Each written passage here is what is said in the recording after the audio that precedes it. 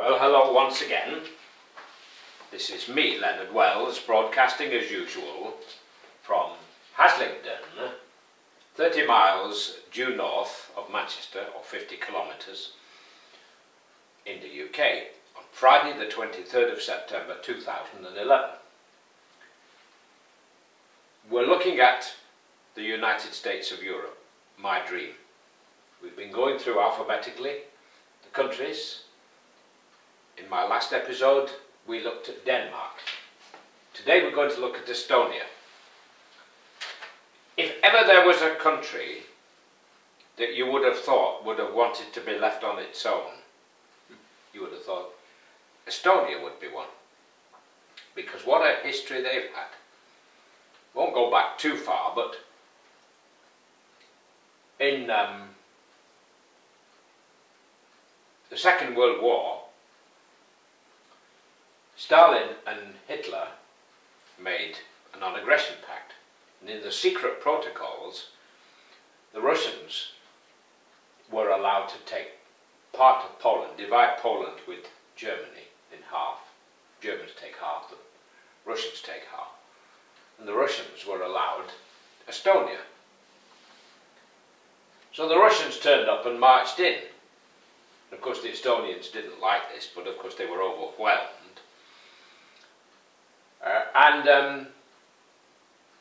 Previously, because they were always afraid of Russia, the Estonians, so previously when the Finns fought the Russians,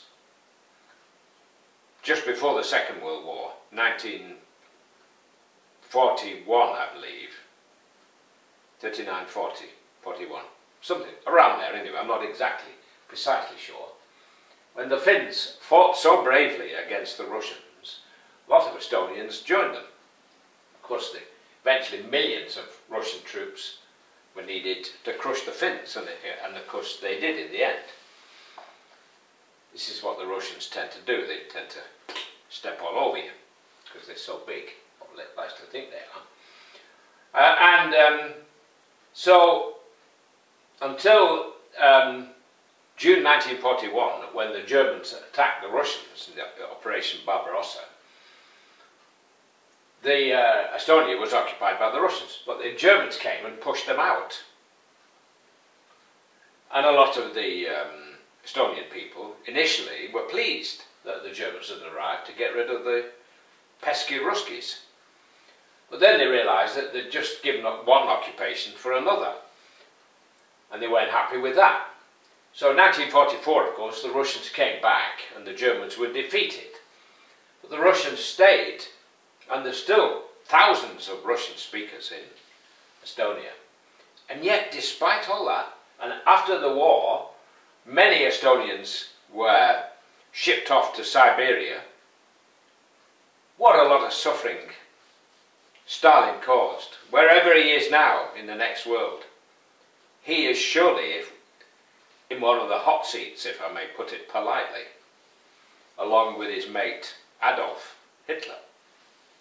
What we would have been without those two characters in history, I don't know, we'd have certainly been a lot further forward. So, once communism fell apart, around 1990 or so, Estonia was free.